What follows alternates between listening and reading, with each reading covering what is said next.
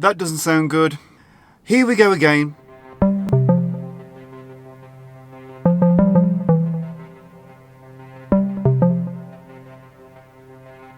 Hi guys, welcome to another video and welcome to a different Bronica, which is making a really funny noise. I'm not sure what's happening, can you hear it? Basically, I bought this Bronica second hand off eBay. I paid £120 for it. It supposedly had corrosion problems in the battery compartment, so what I did was I cleaned the battery compartment out, put a fresh set of batteries in, and still nothing was happening. So then what I did was I put 4 pieces of card actually in the battery holder, put it all in, and lo and behold, the power light came on. So theoretically it's working, but as you can hear, that sounds horrible. That really doesn't sound good, but it is winding on. So I'm at Robin Hood's Bay in North Yorkshire, and I think what I'm going to have to do is just literally go out and just see if it's working or not.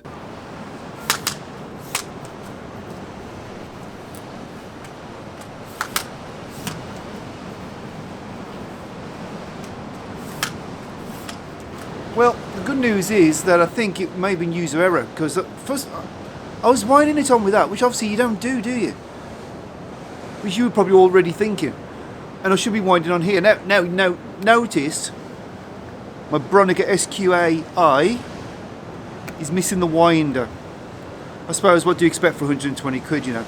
So I've ordered a winder, which has cost me 70 quid. So anyway, that's good news. That's good news. I'm feeling a little bit more optimistic now. So I've just connected my mic, so hopefully you'll be able to hear me better now. Apologies for that. I got it sort of... Well, funny enough, I was a bit brassed off that I thought my shots... Well, I thought my camera was absolutely kaput, to be honest. I haven't exactly had the greatest experience with Bronica so far. Now this shot...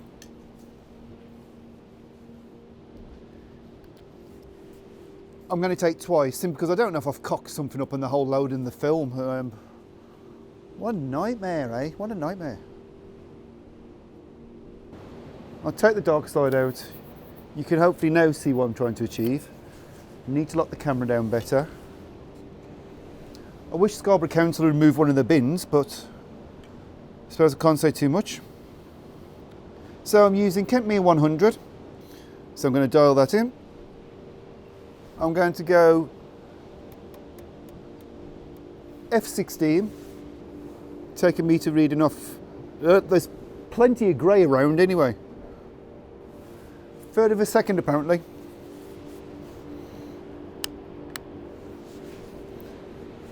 I'm going to go for a quarter of a second.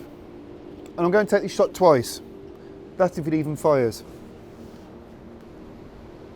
I really am keeping everything crossed for this. I forgot mirror lockup. Oh, Jason.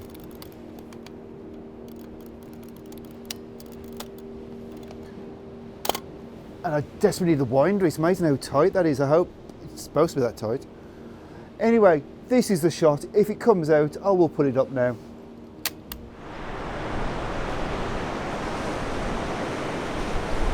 Right, time for a regroup. I've just taken, I think I've taken 2 or 3 shots just around the village. I think I messed up the exposure on a couple. Basically, I metered for f16, but the lens was set at f11.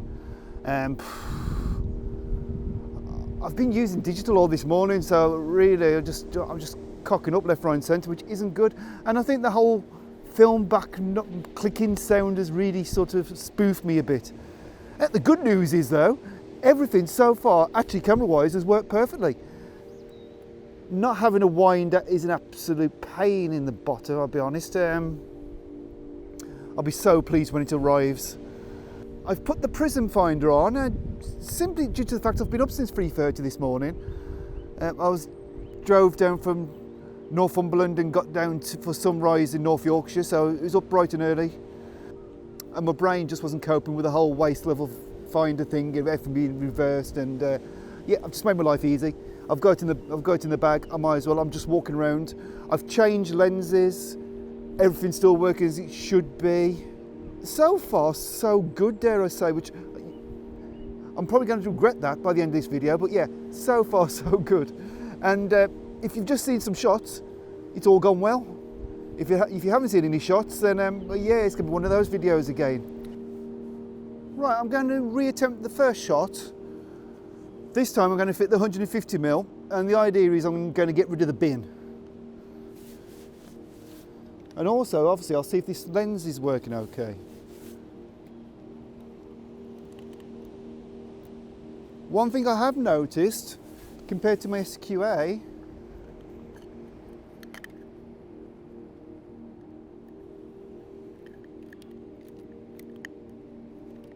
the lenses come off a lot easier.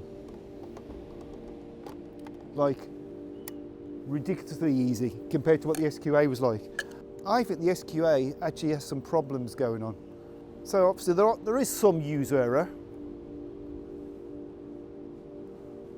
Like for example, I couldn't even remove a lens cap then. It's been a long day. But yeah, it's nice to be shooting, and it's nice for your camera. Oh yeah, it's nice for the camera to actually be doing what I would expect it to do. I can cope with user error. I hate it when gear lets me down. Now light levels are seriously dropping, which could make life difficult. I'm going to take a meter reading. Like for example, if I do f16, I'm getting sort of like 30 seconds or something silly. So I'm going to bring it right down to f8. F8, I'm still getting 8 seconds. Now, this camera has bulb mode, which I'm very, very excited about.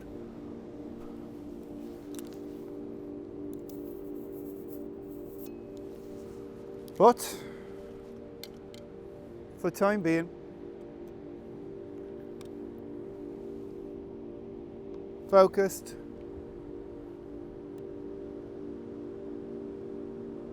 Mirror lock up, I love that sound. And it just takes it. With the SQ-AI, I did that and I never knew if it was actually going to happen. Now I'm getting really concerned about light levels.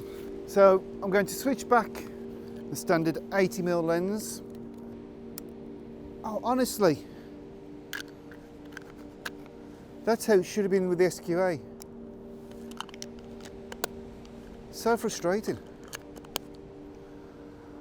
Okay, that didn't really go to plan. I've just taken a photo of the boat by the coast, which you've probably seen, and you've hopefully seen one from here with the street lamps.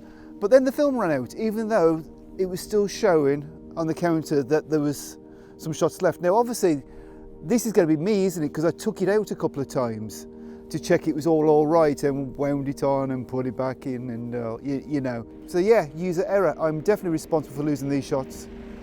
So all in all, as long as the photos come out, I think the camera's done all right. The photographer's done really rubbish, but I think the camera's done okay. If you like this video, guys, please do give it a thumbs up. It really helps. Subscribe to the channel if you haven't. There'll be plenty more film videos. Hopefully over time I'll actually even get better and be able to use my camera properly. Anyway, guys, thanks again for watching, and I'll see you again soon. See you later. Bye.